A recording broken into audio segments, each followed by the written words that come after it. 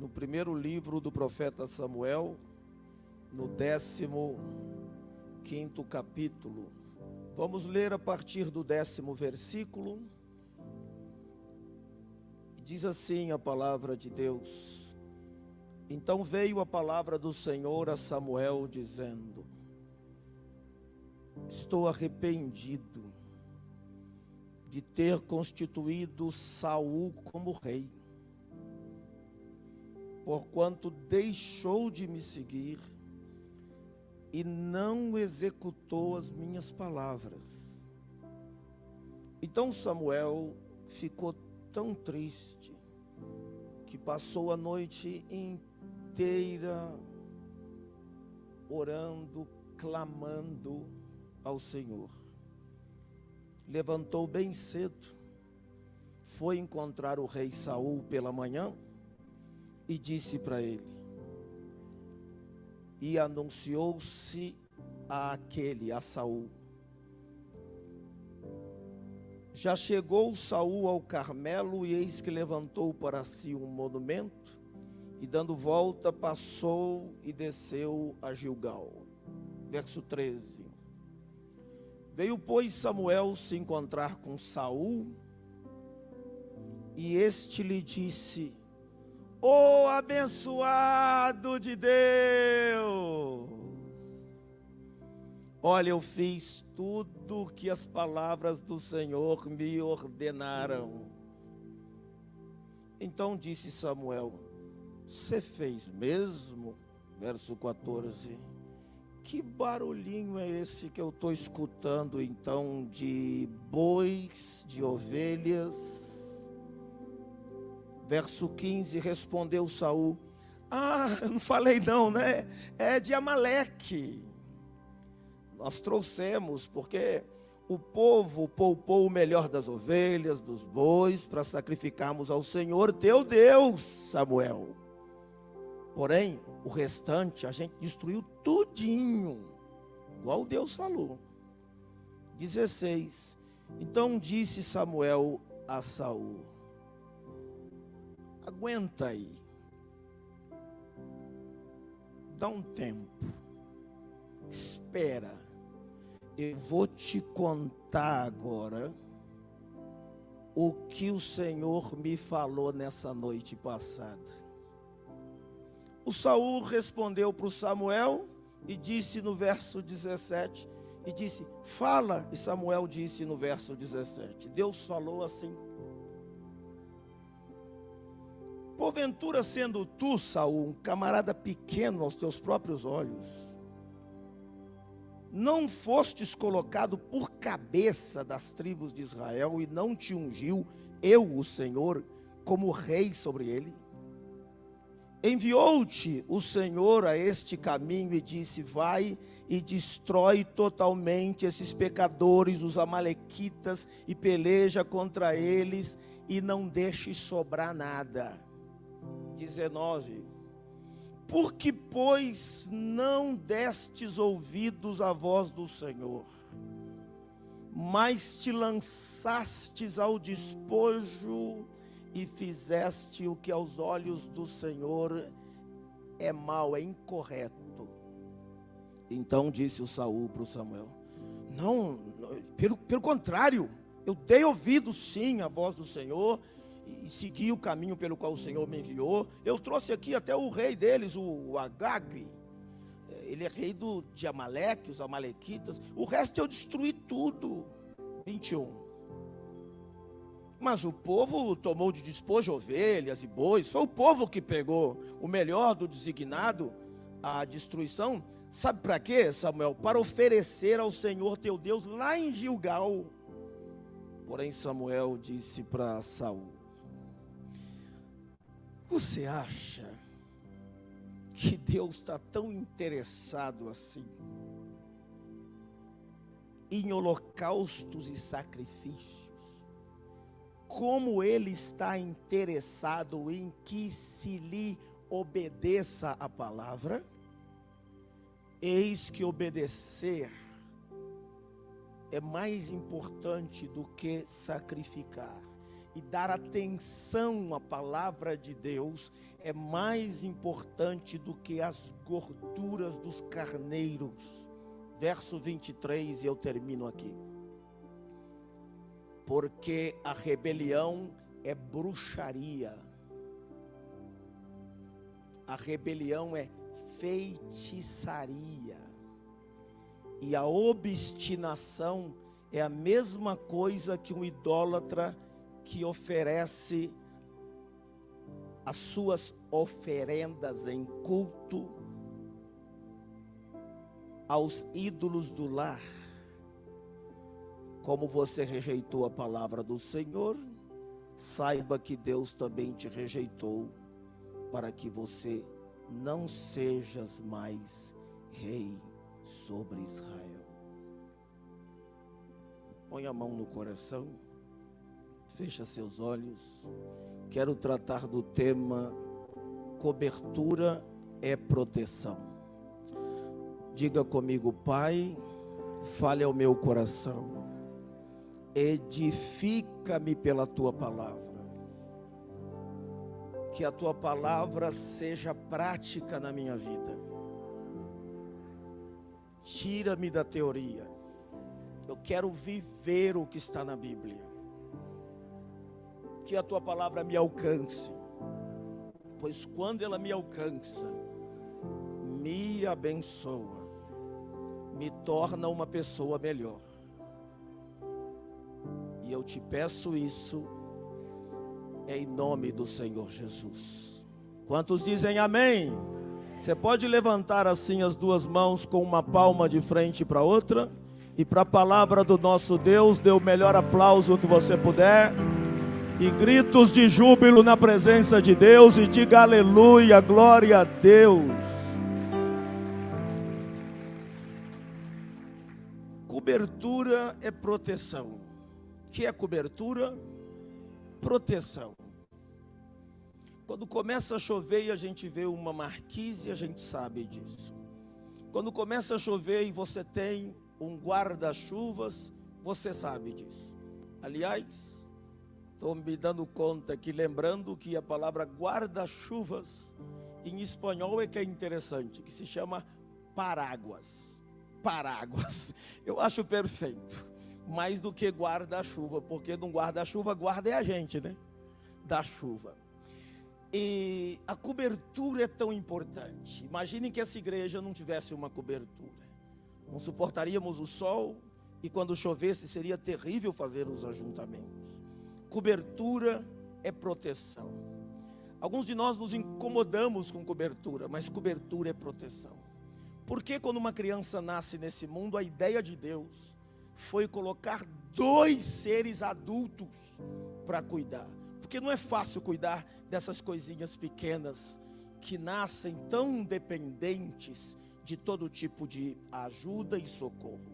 Dentro do mundo do planeta Terra, não há um ser mais dependente ao nascer do que o ser humano. O filhote de tigre, o filhote de leão, um gatinho, um cachorro, consegue se virar melhor se for abandonado assim que nascer.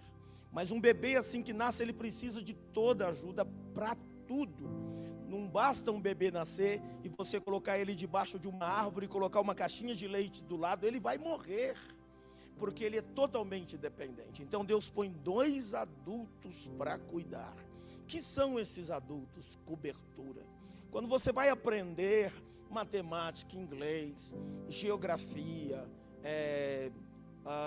aritmética, você vai para uma escola e ali tem um professor, uma professora que vai te ensinar, vai te instruir, vai ter o momento do recreio, os intervalos. Para que serve aquele professor? É uma forma de cobertura didática, para o teu crescimento, para o teu aprimoramento como pessoa.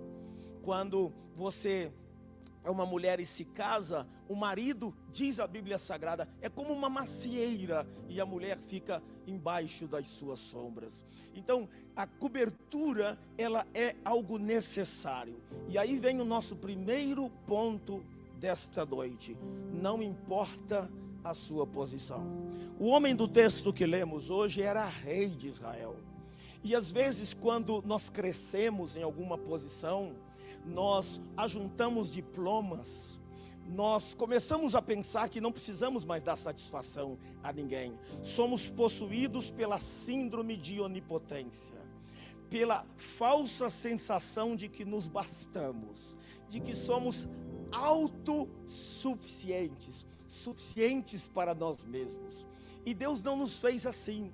A gente sempre vai precisar de conselho, de direção, de orientação. Conselho é uma coisa que não custa nada, mas vale muito.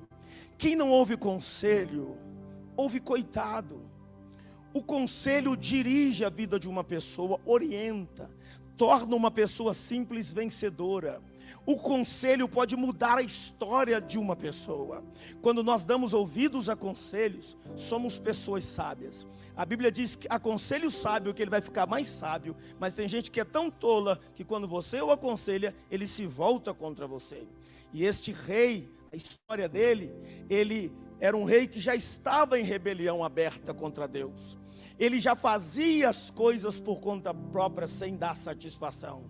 E esse era o último teste. E o profeta Samuel disse: olha, vai lá, destrói os amalequitas. E não deu explicação. Você sabe que tem dois tipos de ordens que Deus dá: as mitzvah, os mitzvots, que são as leis, os mandamentos que têm explicação, que têm lógica, que têm sentido. Quando ele diz assim, não matarás, todo mundo entende que não é para matar. Não roubarás, e Deus explica, por causa disso, disso, disso e disso. Mas existem alguns mandamentos de Deus, que em hebraico é hukim. São mandamentos que não têm muita explicação. E Deus não explica. Ele não dá satisfação, ele só diz, eu quero que faça assim. E a gente simplesmente faz ou não faz. Se faz, está baseado numa confiança que temos nele. Então ou você confia ou não confia. Não dá tempo de dar explicação. Isso chama-se hukim.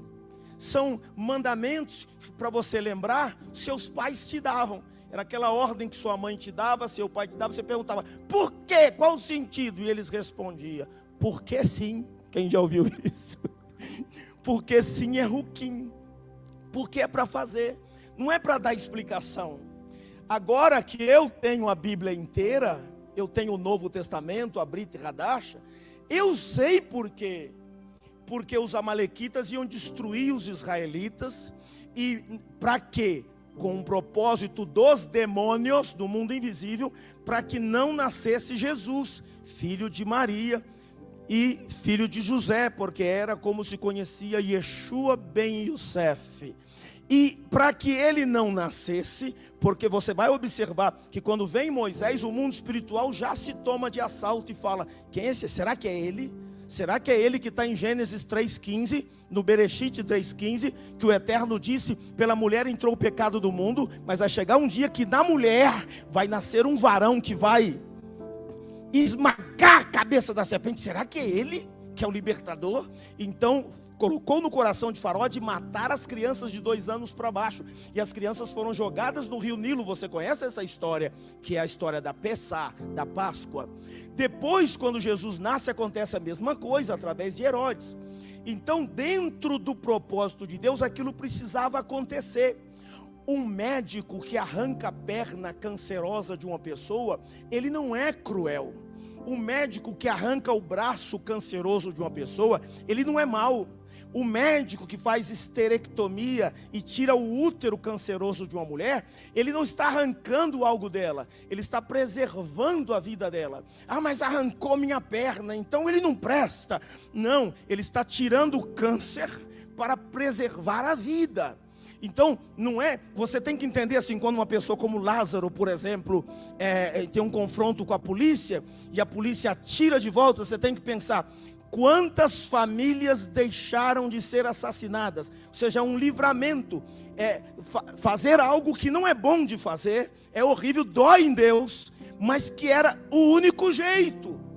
Deus não deu essa explicação, só disse assim para o servo dele, que ele botou como rei, Saul, vai lá e acaba com tudo, não deixa ovelha, não deixa boi, não deixa nada.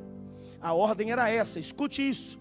Obediência pela metade é desobediência. Obediência atrasada é desobediência. Deus fala assim para você, ou sei lá, o pai fala assim para você: meu filho,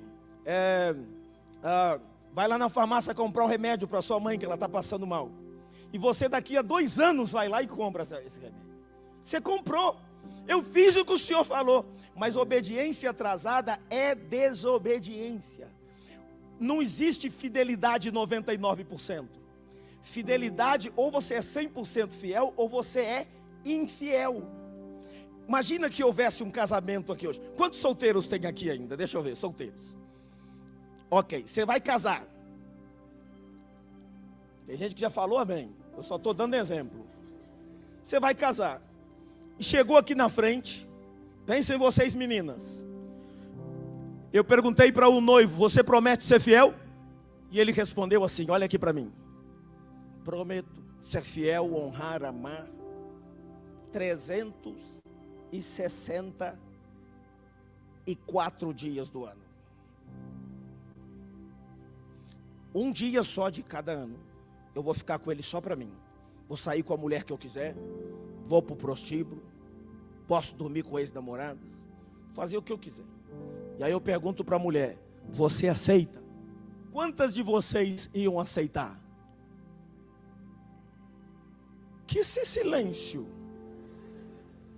E ele ia responder: mas querida, é só um dia. Eu vou ser fiel 364 dias dedicado a você. Você aceitaria?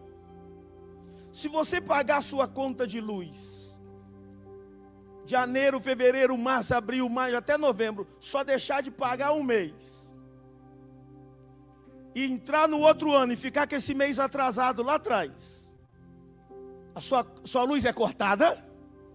Sim, é enviado o espírito gafanhoto cortador. Mas você podia dizer para a empresa de luz: gente, mas eu paguei todos os outros. Não importa. Não importa. Ou você é fiel 100% ou você é infiel. Não existe obediência pela metade. Obediência pela metade é desobediência. E aí, à noite, Deus falou com Samuel: o rei que você ungiu lá me desobedeceu pela última vez, estou tirando ele. Samuel passou a noite triste, orando. No outro dia pela manhã foi ter com ele. Quando chegou, sabe que quem está errado já vem assim, para dar satisfação: abençoado, bendito do Senhor, homem de Deus.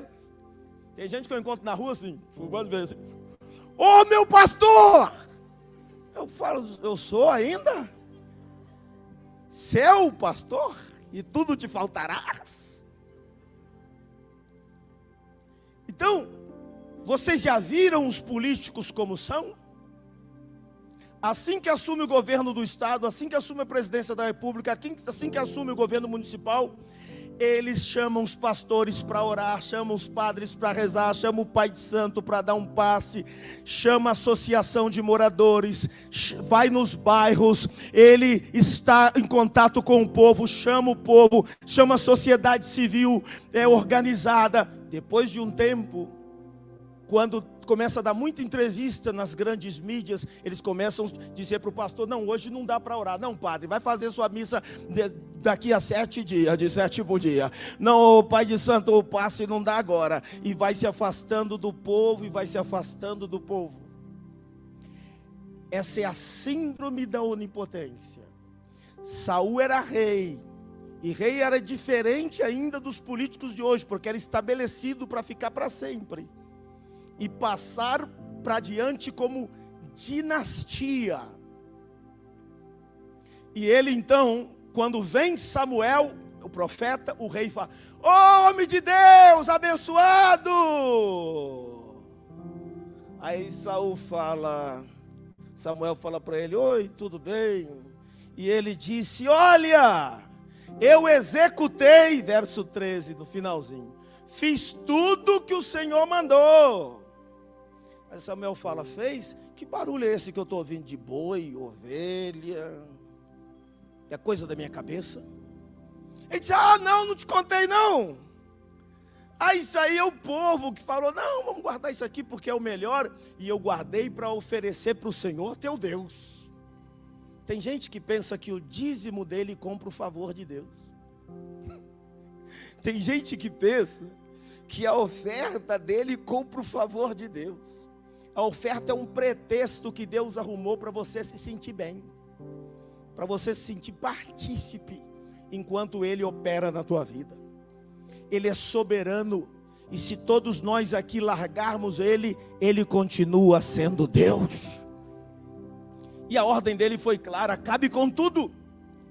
E aí, o rei disse para Samuel, não, inclusive eu trouxe o Agag. Olha, eu não li o restante para não te chocar, porque eu sei que te incomoda. Porque conhecimento bíblico hoje em dia é muito raso, as pessoas não querem estudar, você chama para um encontro, para estar junto. Você quer ver uma coisa? Quantos participaram do encontro de frutificação? Levanta a sua mão. Move a mão quem participou. Ok, pode baixar. Agora fica olhando em volta. Quantos não participaram? Levanta a mão e fica balançando aí para eu ver. Você viu? E em casa, eu não vou perguntar quem leu a Bíblia em casa hoje. Não vou perguntar quem está lendo a palavra de Deus. Então as pessoas se incomodam e ficam igual esses grupos aí fora. Tem uns grupos aí fora que interpretam muito mal a palavra amor. Eles não sabem nem o que é amor. Eles falam, onde é que está o amor desses crentes? Porque a palavra amor está tão esvaziada do seu sentido. As pessoas falam, eu amo chocolate, eu amo sapato, eu amo bolsa, eu amo filmes da Netflix, eu amo Prime Video, eu amo. Então, a palavra amor está tão esvaziada do seu sentido, que quando a pessoa fala ama Deus, é só mais uma coisa. Amo chocolate, amo sapato, amo Deus também. É só mais uma coisa. A palavra está esvaziada. E é tão curioso, irmãos, que a gente tem que tirar algumas coisas.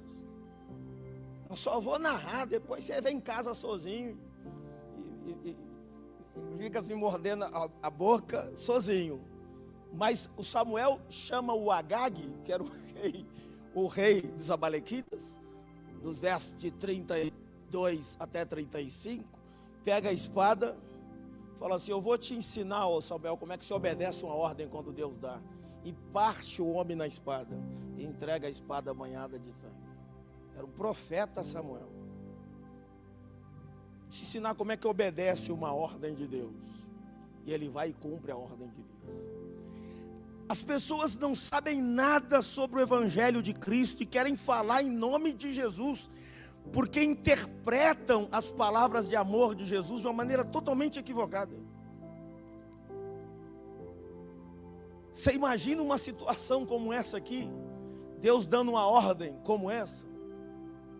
Como seria interpretado nos dias de hoje? Graças a Deus foi lá no antigo pacto, agora a gente corta com a espada da palavra de Deus, ensinando o que é certo e o que é errado, com todo amor, porque ninguém ama mais o ladrão, o assassino, o político corrupto sem vergonha, que é uma das piores coisas que tem na terra, e outros tipos de pessoas como homossexuais, lésbicas.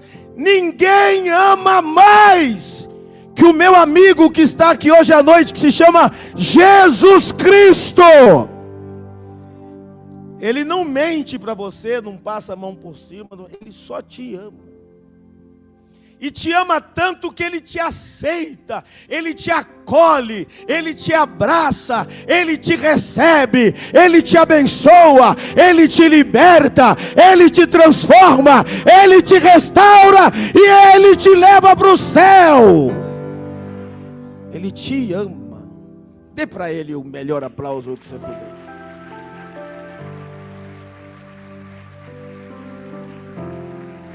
Eu sei que eu gastei muito tempo contando para você a história, mas eu precisava, senão você não entenderia. Se eu for dando só tópicos, sem contar a história, você, mas o que está acontecendo nesse texto que o pastor leu? Então veja, nosso primeiro ponto para levarmos para casa em nosso coração é que todos nós precisamos de cobertura, independente da nossa posição, para não cairmos na síndrome de onipotência, não acharmos que nós não precisamos. Seus diplomas não querem dizer que você não precisa de cobertura. Às vezes ficamos tão metidos religiosos evangélicos que a gente acha, eu não preciso, aleluia.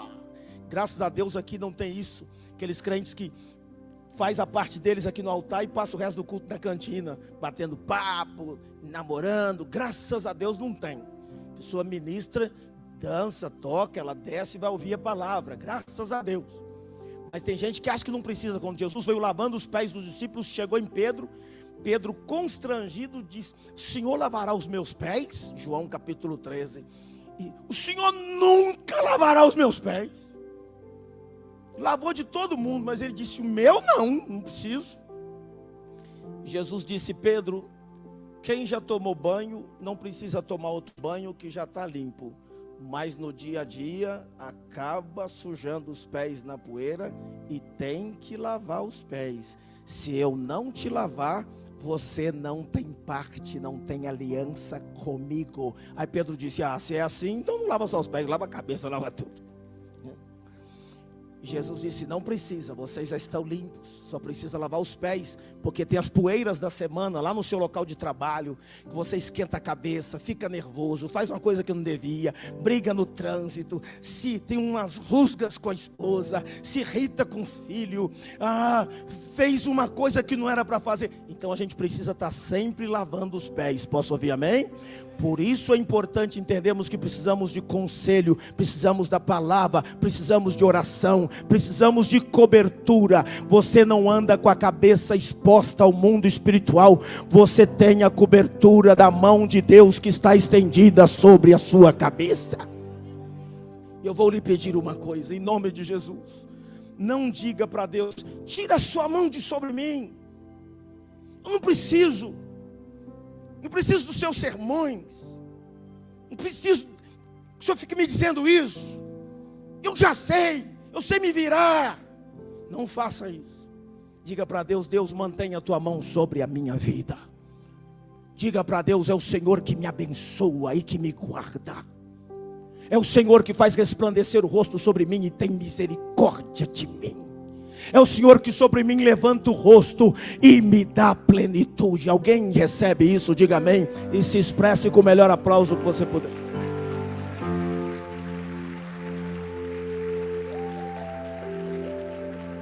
Tem alguém aqui que não precisa de oração? Tem alguém aqui que não precisa de um conselho das Escrituras? Tem alguém aqui que é tão bom, tão santo, tão grande, tão poderoso, tão evangélico, apostólico, romano, que você não precise de nada? Não. Todos nós precisamos de orientação, de direção e de nos submetermos uns aos outros em amor.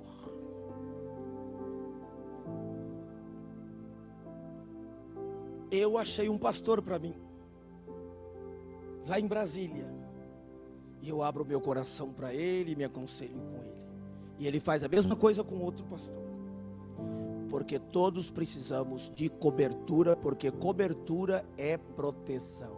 Eu sei que Saul podia dizer, Samuel, não tem nada contigo, meu canal aqui é direto com Deus, mas Deus coloca pessoas na nossa vida para servir de proteção e cobertura.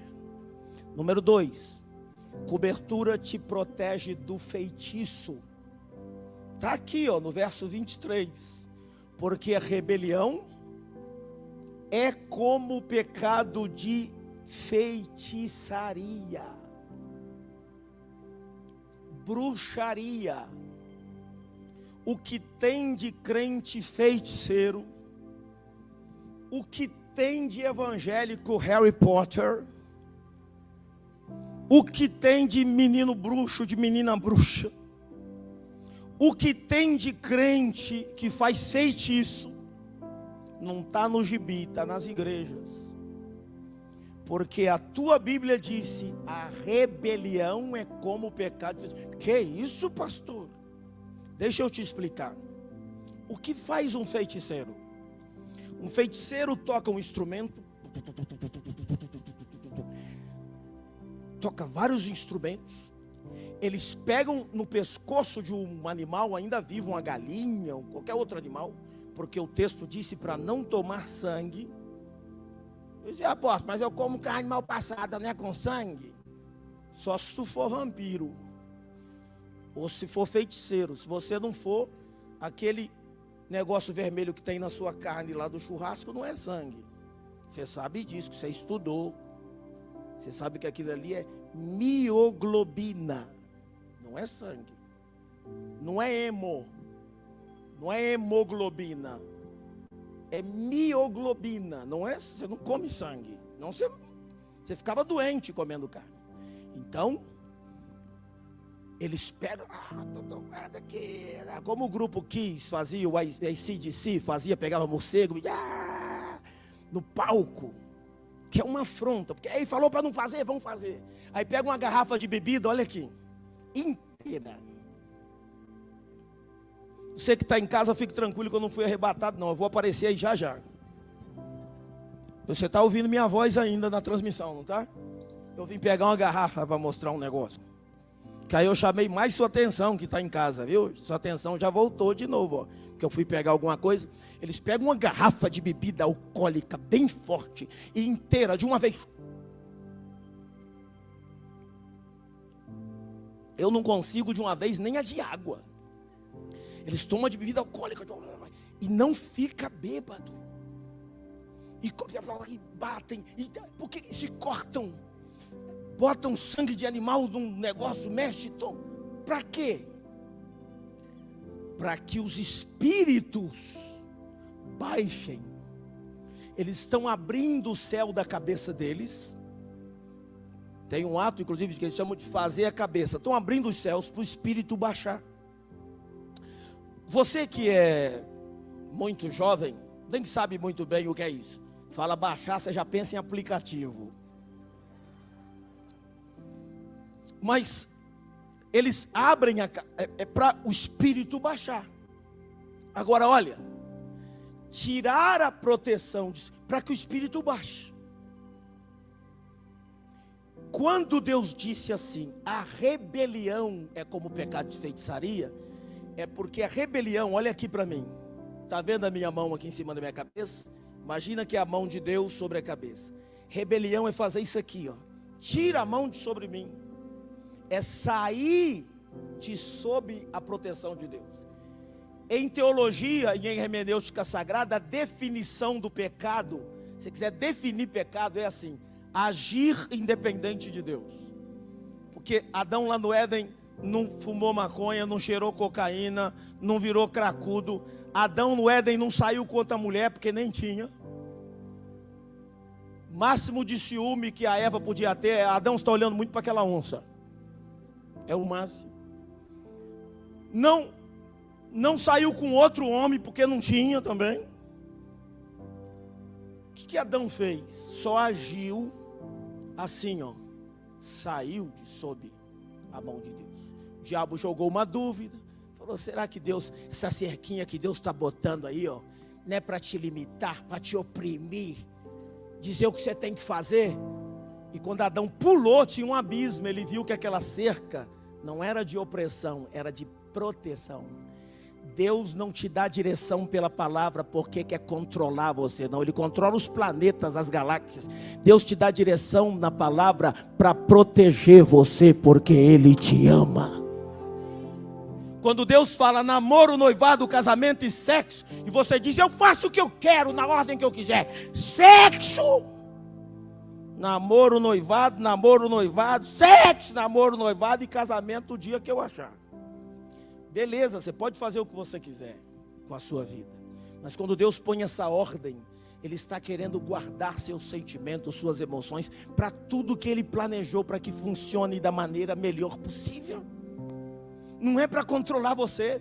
Quando Deus diz para mim cuidar do meu corpo e eu não fumo, não é porque se eu fumar eu vou para o inferno. Eu não fumo porque as 4.700 substâncias tóxicas que tem no cigarro vão sabotar o meu futuro. vão impedir realizações de sonhos na minha vida, vão enfraquecer os tecidos do meu pulmão para uma qualidade de vida e saúde, para poder enfrentar vírus e dificuldades da vida e ir vivendo e ver os filhos dos filhos e a paz sobre Israel. Deus quer a tua vida, Deus quer a tua saúde, Deus quer o teu bem, Deus quer a tua paz, Deus quer a tua alegria. Quando é que você vai entender isso? Você sempre quis que alguém morresse de amor por você. Jesus morreu de amor por você na cruz. Por isso ele disse: a rebelião, olha o verso 23, é como pecado de feitiçaria, porque quando eu me rebelo, eu libero o aeroporto da minha cabeça para pousos de espíritos estranhos e os mais variados.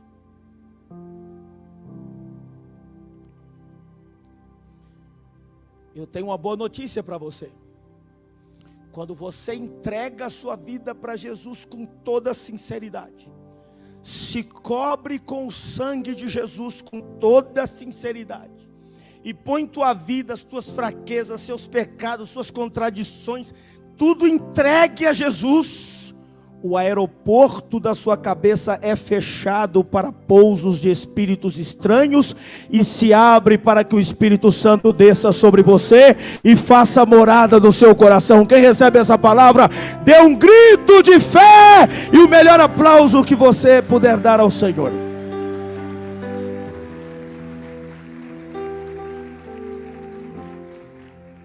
Terceiro, e eu termino, está nesse versículo 23.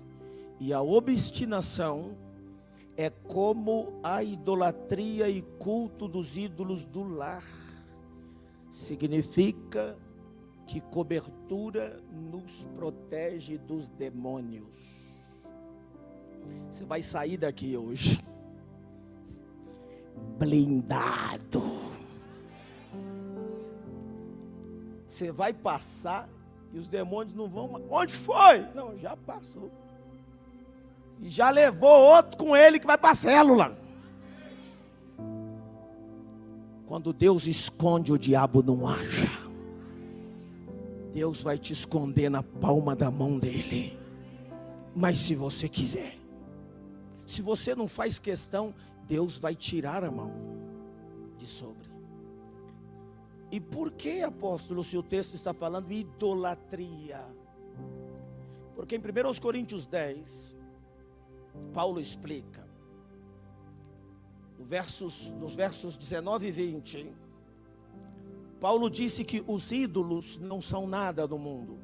Não tem nada demais um ídolo. O ídolo é um boneco de gesso, de ferro, de pau. Uma criança, por exemplo, se ela tiver com um boneco do Superman na mão, do Homem-Aranha, do Batman, deixar cair, ela só vai pegar de novo. Ela sabe que aquilo é um boneco. Ela sabe que aquele nem é o personagem de verdade, é um boneco.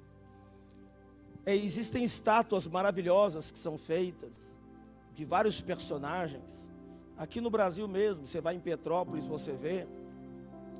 Você vai nos Estados Unidos, você vê George Washington, você vê Abraham Lincoln, são estátuas, não tem problema. Paulo disse: os ídolos não são nada, gente. No mundo vai ficar preocupado com ídolo. Será que eu estou? Porque Paulo começou a falar sobre os ídolos e as coisas. Eles falaram: Paulo está preocupado com os ídolos. Aí Paulo falou: não. Os ídolos não são nada. São só um boneco.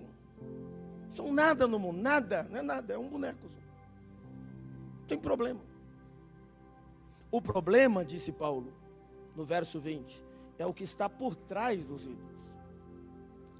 E Paulo disse: eu digo a vocês que quando as pessoas colocam, imagina que esse púlpito aqui é um ídolo. Imagina que eu estou oferecendo isso aqui para esse ídolo, que é o púlpito. Paulo disse assim: o que as pessoas oferecem para o ídolo, não é para o ídolo que eles estão oferecendo, nem para Deus, porque Deus com os ídolos não tem comunhão, Paulo explicou. Mas espíritos que querem receber a adoração da criatura chamada homem, feito imagem e semelhança de Deus, que só existe você, nem anjos foram feitos imagem e semelhança de Deus, nem arcanjos, nem querubins e serafins, só o ser humano. Pode ser um bêbado caído na esquina, vomitado. Ele tem nele uma alma, ele tem nele um espírito que faz ele a imagem e semelhança de Deus.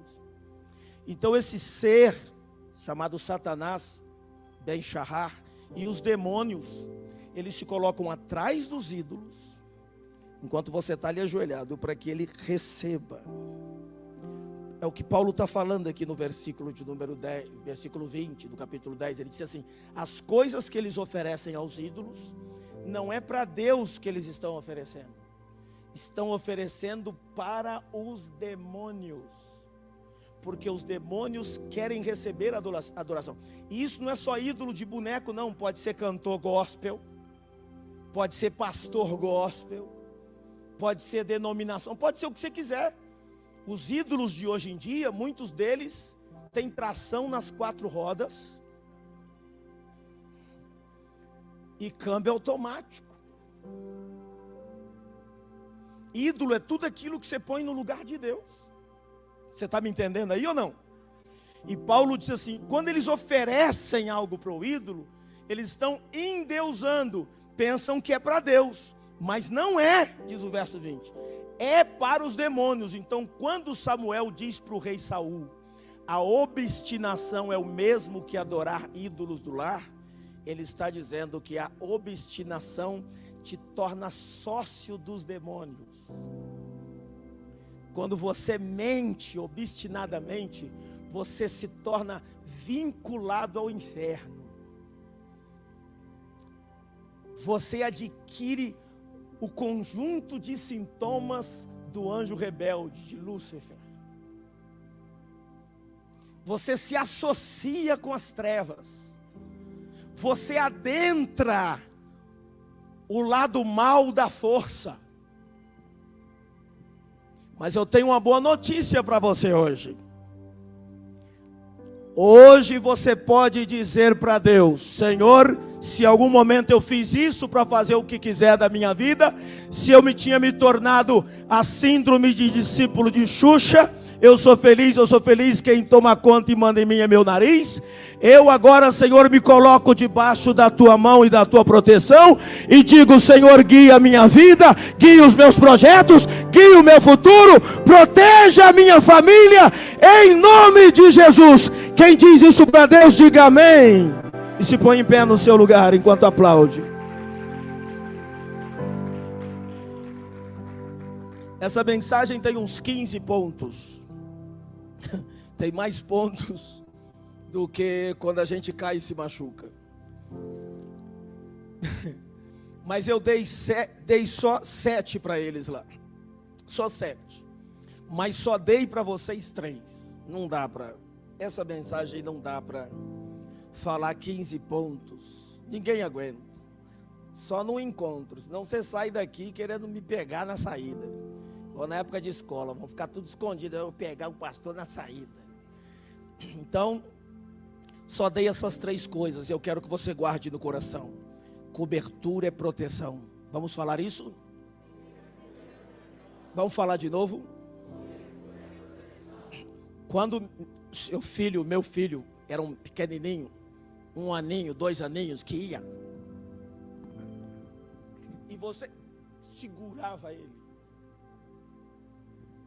você não quer deter ele. Isso se chama proteção.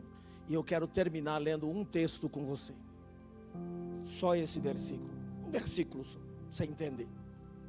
Infelizmente, quando a gente quer proteger, as pessoas pensam que a gente quer dominar a fé delas. A fé que elas têm. Para não produzir cacofonia. A fé que elas têm. Cacofonia. Você que está estudando português na escola sabe o que eu estou falando. Você que já estudou isso há muito tempo nem está lembrando. Quando meu filho era pequenininho, tinha uns 2 aninhos, a gente protegia, 1 aninho, 2 aninhos, a gente protegia as tomadas de casa, tampava as tomadas para ele não mexer. Um dia eu estava dirigindo o carro e um dos meus filhos, que hoje já é um rapaz, estava hoje fazendo PISME lá em Petrópolis, junto com a minha esposa. Devem estar chegando em casa essa hora. E Ele estava no banco de trás, era pequenininho, eu dirigindo o carro. Ele começou a chorar atrás, a Daniela no banco de trás com ele. Eu disse: amor, o que houve com esse menino? Por que ele está chorando assim?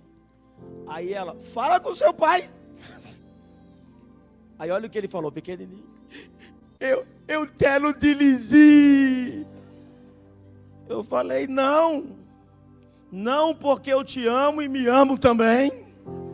Não. Ele não entende. Não entende. E se dá mal, mesmo que foi com boa intenção. Sabe o que Saul falou para Samuel? Não, mas eu queria separar isso aqui para Deus, o melhor das intenções. Mas não é intenção, é obedecer. Não, mas é para Deus. Uma criancinha bem intencionada, um bebezinho, mãos inocentes, não era para acontecer isso, bem assim com um grampo na mão.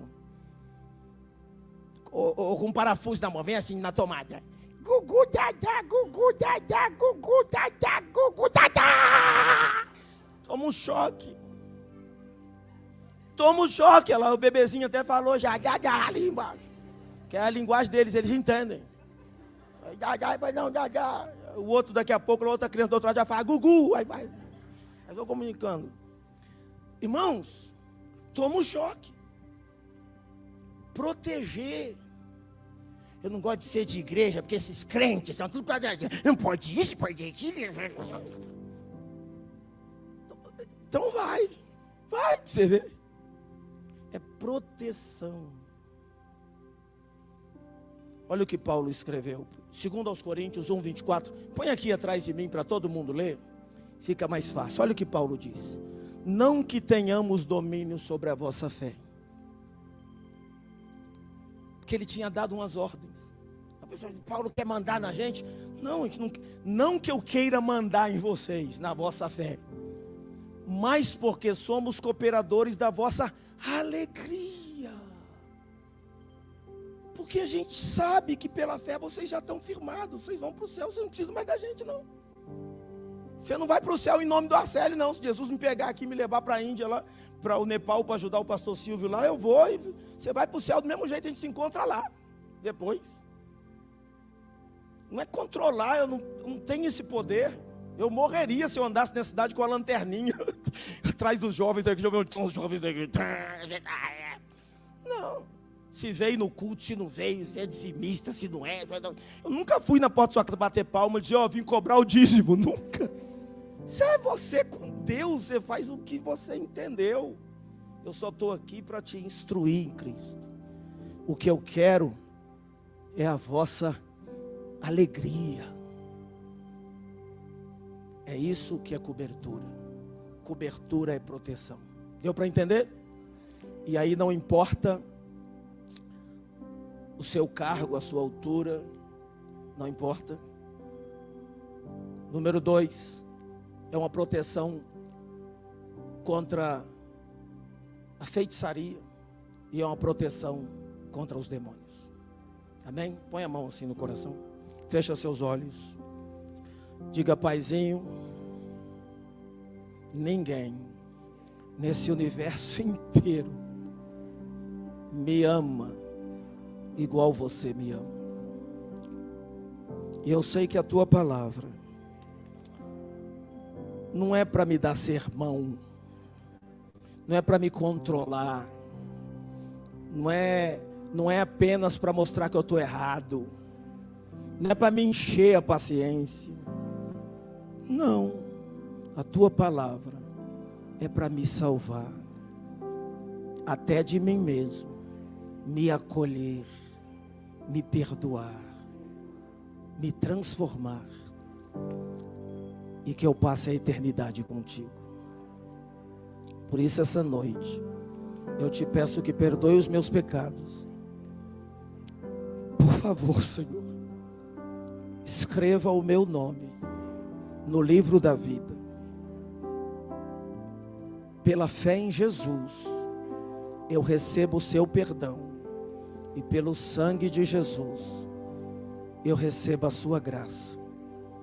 Afasta de mim o orgulho, a independência de ti e a síndrome de onipotência.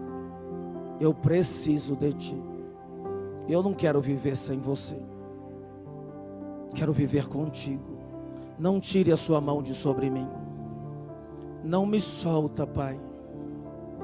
Por mais capacitado que eu seja, por mais que já tenha vacina, por mais que se falam tanto em confiança na ciência, mas no fundo mesmo, eu confio mesmo é em Ti, Pai. Fica comigo.